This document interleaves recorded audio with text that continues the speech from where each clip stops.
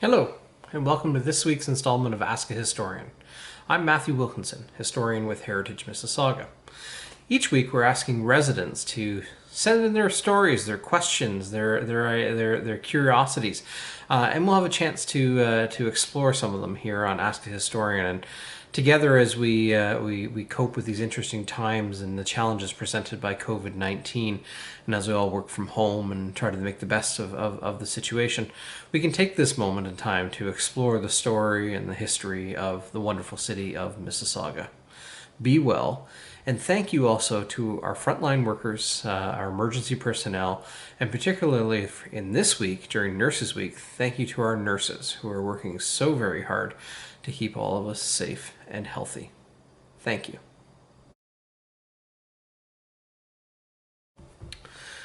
Our first question with Kate and asking about the hubs situation in historic Lakeview.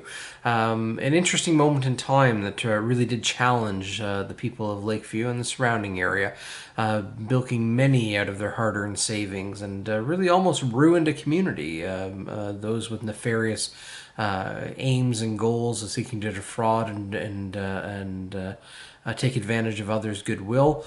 The community did rebound from this moment in time, but let's take a moment and delve into the scam of hubs and Lakeview. The local farmer, landowner Robert Duck, passed away in 1922, and within a few days of the funeral, a Toronto realtor named Harold Hubbs approached his widow Mary Ann and made an arrangement to purchase the Duck farm.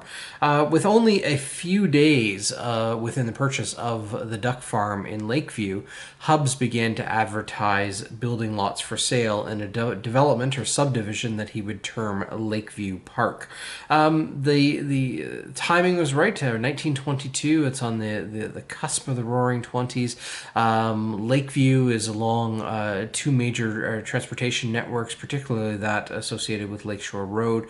It's in a desirable location. Torontonians and the new advent of the automobile are seeking to come out of the city, and we see the birth of and what would be the explosion of the suburban development. And Lakeview Park under Harold Hubbs is really on the cusp of that moment in time. So things pointed to a bright future for Lakeview under the direction of the Harold Hubbs subdivision of Lakeview Park. Before the end of 1922, Hubbs had completed 5 new streets in Lakeview Park. He named them Eastmount, Westmount, and Center Avenue.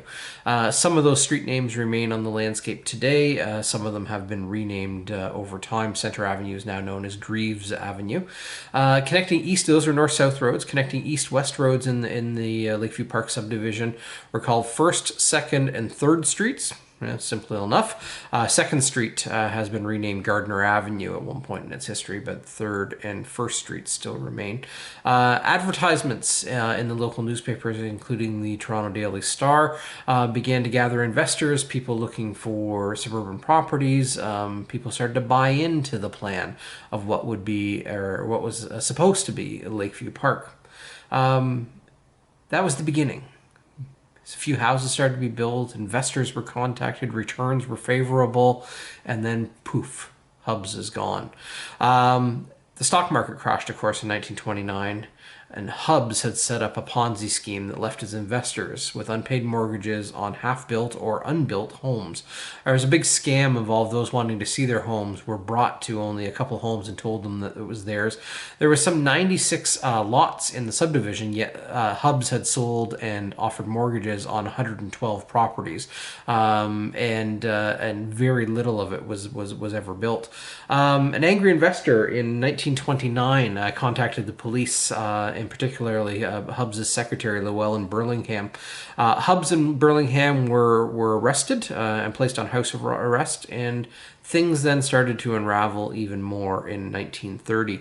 Toronto Township, historic Mississauga, came looking for the unpaid taxes on houses and lots that Hubbs had sold but had never developed. And as part of his scam, Hubbs had all his investors, all his would-be homeowners, pay everything up in advance with a promise that he would manage their property taxes. Of course, this didn't happen either.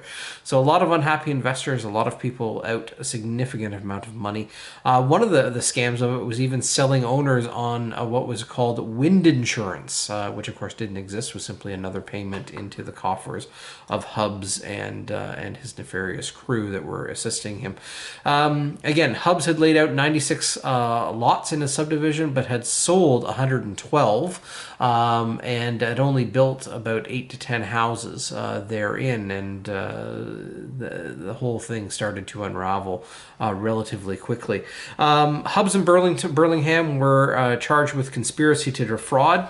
Burlingham pleaded ignorant and was sentenced to 30 months in jail. Hubbs could offer no real excuse for his actions.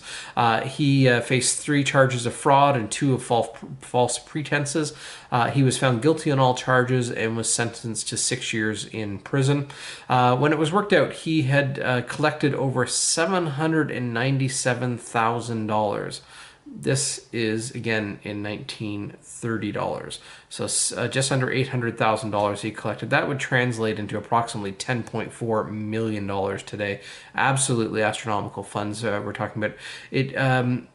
It turned out at the end, he never even paid for the farm itself from the Duck family, who were suing the Hubbses for a payment on the original purchase agreement. So not only did he collect money, he didn't pay for it in the first place either. It did all unravel. The Ponzi scheme came apart at the seams, but not before Hubbs and his intent at Lakeview Park subdivision had nearly ruined the community of Lakeview and those that invested in his subdivision plans. Very little remains of that time, except for a few of the street names that remain, and a couple of the older houses that Hubbs had built are still within the community. But almost all of it is gone. There's only a few reminders of this moment in time that Harold Hubbs almost ruined the community of Lakeview. A special nod and thank you to Richard Collins for contributing background material for the response here today. Certainly a dark chapter in Lakeview's history. Our second question on Ask a Historian is from Greg, and asking about War of 1812 related question about what it takes to be a captain in the militia. Thank you, Greg. War of 1812 is always an interesting subject to touch on, and one of my favorites, and certainly some rich connections in local history to that moment in time. For anyone interested in more, also check out the local reenactment company, Second York. SecondYork.com is their website. In terms for someone to become a captain in the militia during the War of 1812, which is the highest rank that anyone from historic Mississauga attained during that war, they were governed. Appointments and commissions and the structure of the militia were governed by the Militia Act. There were several militia acts leading up to the War of 1812 and amendments made shortly before and after the war, but it really codified what the structure of the militia would be and responsibilities of the officers, including that of a captain. First of all, to hold the rank of a captain, you had to be a property owner. Generally, you were better off than most of the other rank and file that were in your company. As a property owner, you'd be expected as a captain to maintain a certain social level, certain style of domicile, certain manner of dress. Your own officer's coat would have to be acquired by yourself rather than provided by the crown. There are certain elements that you'd have to provide. Therefore, men of means were really those that became officers. They had to depend to a certain extent on their own personal wealth and assets to finance and outfit the militia that was under their command. They were both officers and gentlemen within the community, or if we think of it in those terms. Sons of wealthier landowners also sought appointments in the militia as officers or junior officers, really in an effort to elevate their own prospects. When the militia was first organized leading up to 1812, officers were older, land-owning civilians. They didn't necessarily have military experience, although some would have been older veterans from the American Revolution. Not all of them had military experience leading up to the War of 1812, but they were responsible principally for the recruiting and organization of the local militia units. In the immediate lead up to the war, however, there were several amendments made, and officers began to get commissioned into the militia. And what that meant was that they were appointed and swore an oath before a local local governor or a magistrate. Some of those older civilians that were officers in the militia earlier stayed on in those roles, but many were replaced by up-and-coming younger officers leading up into the war. So you tended to have kind of the old guard and the new guard trading places in a bit in the early years of the war. Commissioned officers held command authority, and they were expected to not only lead their troops into battle if necessary, or on whatever other task was assigned to them. And they were also expected to perform the management duties to administer to their units. Militia captains were not only the military leaders in the time of emergency, but really they acted as kind of the liaison between the civilian government and the military administration. For example, captains, they would ensure that municipal regulations were met, law and order was kept within their area of purview, if you will, and they oversaw public works projects like road improvements and the like. So the militia captains had an extensive aspect to what they were required to do, but that's in addition to their own properties as well. The primary duties of the militia captain were the organization of the militia itself. Under their command, they would call it the militia. They would call it the militia to muster, mandatory once a year on June 4th, the King's birthday, or the closest day thereafter, if it fell on a Sunday. And they call out their individual companies 2 to 4 times per year for training or for training and practice drill, if you will. The Militia Act of 1808 is really what paved the way for it, and it creates a structure for the militia itself. And all able-bodied men between the ages of 16 and 60 were required by law through the Militia Act to register with their local company for the militia. So that was mandatory across the board. Ages 16 to 60, all able-bodied male citizens capable of bearing arms. That did not mean they all served. They had to enroll within their local militia. Practically speaking, they didn't want the 16-year-olds and they didn't want the 60-year-olds. The practical kind of service life of militiamen, the ideal was kind of between 18 and 30. The 50 to 60-year-olds would only be called out if the entire militia were embodied at the time, and that never happened. So really you're looking kind of that target demographic 18 to 30 as the practical service age for militia. The part of the challenge of themselves were what to do if your men do not turn out. There was a system of fines in place. So for those that refused duty, for those that did not turn up at muster, those did not come out for company drills, they could be fined on an escalating term of fines for militiamen. For those who did not wish to serve, they could have an able-bodied replacement, as long as it was approved by the captain in advance, that could take their place, and that was part of the process as well.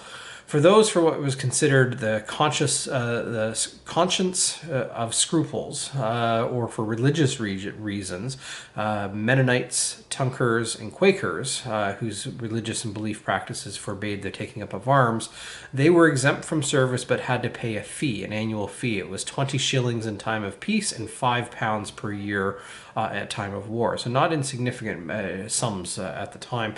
There were family considerations to take place. For those that had young dependents under 10 years of age, they could make recommendations to service or augmentations to service as needed, and that was on the purview of the captain as well. The captain was also in charge of creating the structure underneath him. That was the appointment of the junior officers, the ensigns and lieutenants, and the non-commissioned officers like the sergeants as well. That was all under the captain's purview. Each militiaman was to provide his own clothing, ammunition, rifle, minimum 6 shots of ammunition. If that couldn't take place, it was the captain's job to make sure that requirement was fulfilled.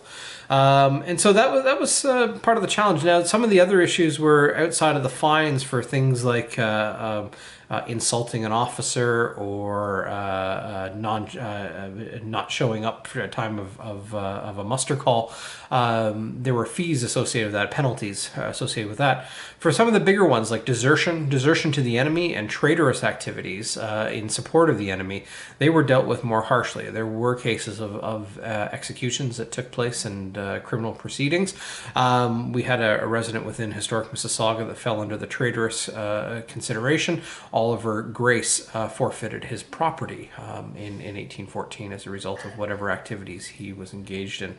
As the war progressed, the militia structure evolved and went through some changes, but really at the local level remained mostly intact. Historically, there were at least 3 companies that were raised within the bounds of what is historic Mississauga. There was a company under the command of Captain William Thompson. There was another company under the command of Captain Thomas Marigold, and another was raised in the central part of our city under Ensign Philip Cody.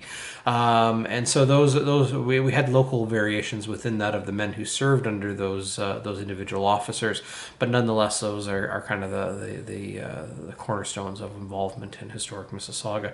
And again, for those more interested in learning more about the War of 1812, about living history and the reenactment community, check out secondyork.com, home of the 2nd Regiment of York Militia Reenactment Unit, also known as Thompson's Company within the bounds here of Mississauga. Thank you for the question.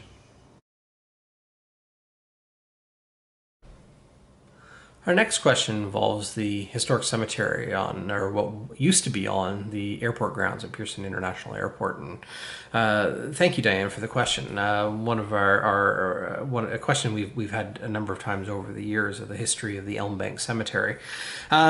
There was once on the grounds of Pearson International Airport a cemetery yard.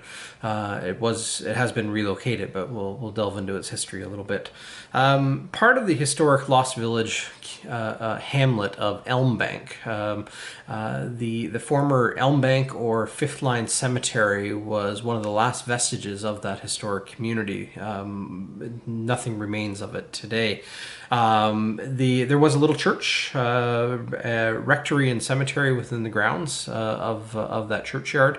By the 1940s, it was left as only the cemetery was the sole survivor of it.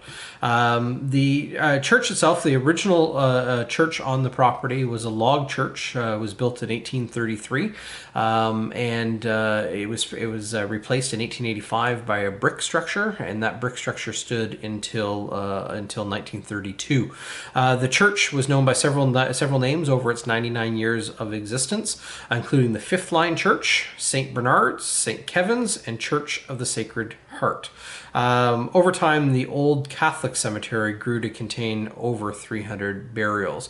Quite an extensive churchyard and home as a congregation, and also as a place of final rest for many early Irish Catholic settlers in the surrounding community. Quite a rich history in the community and the families connected to that cemetery. The hamlet of Elm Bank also grew to include Robert Spear's blacksmith shop, William McKay's store and carriage factory. There was an inn. There was a schoolhouse. A short distance south on Fifth Line was the Bethlehem Wesleyan Methodist Church. That church was also demolished in time, and the cemetery was relocated to Riverside Cemetery in Toronto as part of airport expansion. And also, for those that are cheese lovers, one of our few cheese factories in historic Mississauga was located in Elm Bank. That was the William McKay Cheese Factory. That's another story for another time, any of our cheese lovers out there. The last vestiges of Elm Bank really began to disappear in the 1930s and 1940s with the expropriation of property for the development of what was then the Malton Airport, now the Lester B. Pearson International Airport. For a time, the only reminder of that lost community was the cemetery itself, and that, of course, has been relocated. So the Elm Bank or Fifth Line Catholic Cemetery, it opened in 1833 and it closed to burials in 1939. So it was in active use for just over 100 years. Come the 1990s, the airport was looking for an expansion. Already a massive airport, but it was increasing its transportation needs and land requirements. And the cemetery was in an awkward place on the property in order for them to expand a new runway. And so the airport petitioned and applied to the province of Ontario for permission to relocate the burials to the nearby Assumption Catholic Cemetery. And it's not an easy process. Archaeological Services Inc. were retained to do the work. There was a great deal of excavation that went on. In due respect, remains were exhumed and relocated. And by October of 2001, the entirety of Elm Bank Cemetery was relocated to the Assumption Cemetery, quite nearby. Records and information were provided by descendants as well as a genealogist. The late Brian Gilchrist worked on the project. And the records of the old mission church on the site were also quite useful in trying to determine the records of the cemetery itself. The burials that took place the reburials that took place at Assumption were designed to the orientation of the cemetery were designed to approximate their locations within the historic cemetery and trying to place family members when known as close together as possible. The new site of the old Elm Bank Cemetery, if that makes sense, was blessed on July 10th of 2004. The Elm Bank, or Fifth Line Mission Churchyard, was the largest historic cemetery in Ontario to ever be relocated. And to learn more about this incredible story and the fascinating history of Elm Bank and the Elm Bank, or Fifth Line Catholic Church and Cemetery, I recommend Between the Runways by Aidan Manning. Fantastic resource on the history of the Elm Bank Cemetery. Thank you. Our next question on Ask a Historian is from Dan, and relates to Elfin Mills Road in Streetsville. And I'm a mill nut, and I love the story of mills and what how they connected to the community and that early vestige of settler life and the building blocks of our town, or the city that would come to be. In our coat of arms is a mill wheel, or a cogwheel of industry, if you will, but it takes its direct reference to that lost industry, if you will, the water power mills that once dotted our community up and down the Credit River and some of the tributaries. Elfin Mills Road, north of Streetsville, is named for the Elfa Grist Mill. The grist mill itself was established by Christopher Rowe in 1826 or 1827. A little vague on some of the dates around the mill site as to what's available to us. So by 1826 or 27, there's a grist mill operating north of Streetsville along the Credit River. The mill was located at the end of the road, if you will. So Alpha Mills Road is a mill access lane that led from the concession line, which is we know as Mississauga Road today, directly to the mill site on the Credit River. And that road itself, a historic right-of-way in its own right, carries the name Alpha Mills Road today. It led to the mill. The mill itself was purchased by the Gooderham Worts firm in 1858, and its operation was overseen by James Gooderham, who was a resident of Streetsville at the time. The mill was lost to fire within about a decade of Gooderham Worts purchasing the mill. The fire was in 1869, although the exact date of the fire is not known.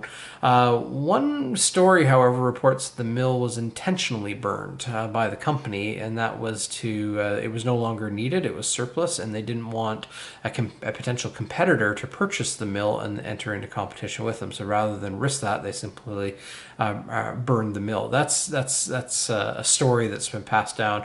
We haven't found anything to prove it or disprove it either, but that's part of the local legend around the site.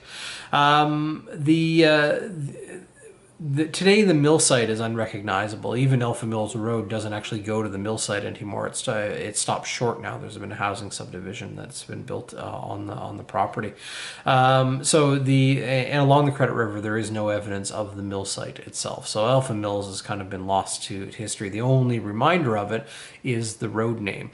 For the road itself, it appears on the 1859 terrain map survey. So we know it's at least as old as 1859, but it is likely even older than that. Given that the mill site was established in the 1820s by Christopher Rowe, this Alpha Mills Road, as we know it today, transects the Christopher Rowe property. He must have had a way to get customers to his mill, and it makes perfect and logical sense that Alpha Mills Road actually dates back as an access point to the mill, dating back to the Christopher Rowe period in the 1820s. So an old road with an old name and an interesting history, despite the fact it's within a modern suburban development today. So that's the story of Alpha Mills Road. Thanks.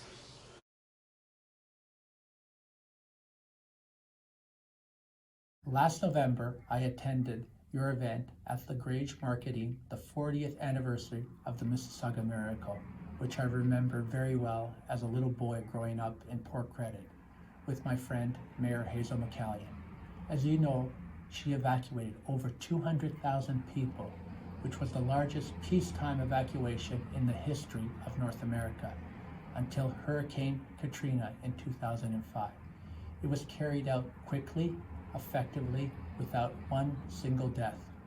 And many cities have studied and modeled their own emergency plan after Mayor McCallion. We all now are dealing with another emergency, though it is very different kind of emergency. I'd like to ask, what lesson should we learn from Mayor McCallion's success in dealing with COVID-19? Thank you.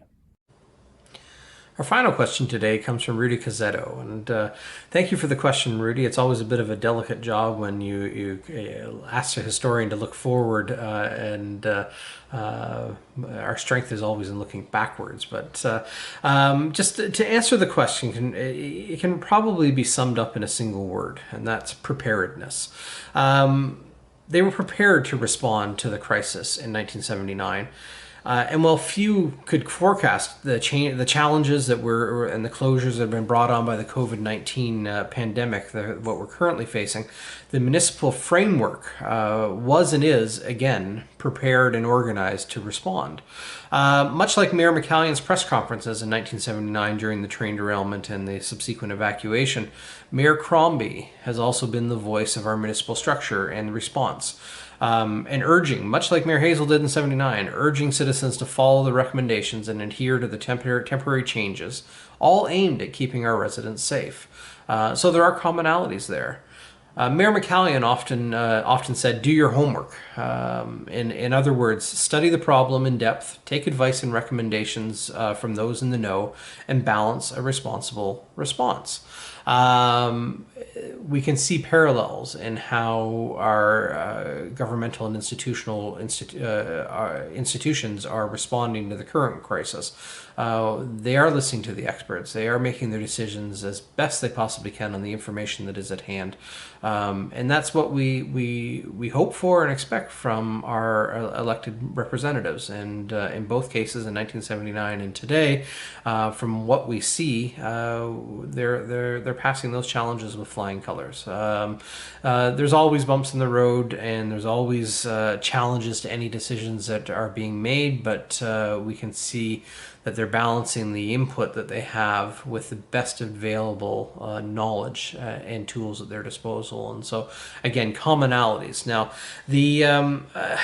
it's not an apples to apples comparison, though. There's a little bit of a challenge. And looking at the train derailment and emergency response and comparing it to the pandemic response that we see today, there are similarities in terms of the organized and institutional response. In 1979, the municipality could fall back on the structure provided by the Peel Regional Police Disaster Plan, which brought together the support structure. And the individuals that would make those decisions dubbed the think tank at the time. They would work through the myriad of problems they faced in terms of emergency responders, the actual firefighting itself, the police response, the evacuation. All of those kinds of things fell within the purview of the decision makers as part of the think tank in 1979. Similarly, today, our municipality, the province, the federal government, they're managing a massive coordinated response with experts in various fields. In this case, more in the medical and health field, as is necessary, but also those involved in business and economics, and of course the lawmakers and passing bills to provide emergency financial relief. I mean, the scales are completely different from, the train derailment in '79 versus what we as not only a municipality and a province but a nation are facing today. As mentioned last week in Ask a Historian, there's a lot more commonalities in the response and the scale of what we're seeing today with the 1918 to 1920 Spanish flu pandemic and even the Great Depression. The train derailment and that element of things is a much smaller element, not less impactful on the community itself, certainly in one of those moments in time, but the scale is different. And so part of the challenge also is, it's a bit difficult to analyze the COVID-19 response, given that we are in the middle of it. We don't have the luxury of hindsight and analyzing the response in its entirety. This might be another question to revisit, a decade from now when we have that opportunity to look back. When we look back at 1979, we can analyze the success of the Peel disaster plan. We don't have that luxury yet with COVID-19, but we can learn from 1979 and maybe take a small measure of comfort in that. Our elected representatives, those that led the institutional, the organizational, and the governmental response to the emergency, they did an exemplary job in 1979. And the citizens, by and large, they trusted that voice, they listened to that voice, and they followed the advice and recommendations that were given to them. And we, as a collective city in 1979, emerged from that. So if we can, I don't know if it answers your question entirely, but if we can take something from 1979 and let's follow the same footprint to success. This too will pass, but it'll pass by us pulling together, listening and following the advice that is given to us. It's not for me to pontificate nor to forecast where we're going with this response and what that path ahead will be like. I certainly don't know either. But I do find comfort in looking at how we've handled past emergencies, and there's an implicit trust in that on doing the best we can with the information that we have on hand and listening to and following the advice that is given to us. So again, there's similarities. They're not apples to apples, but perhaps again, this is something we can revisit down the road when we have the luxury of hindsight. So with that, be well, and thank you for the question.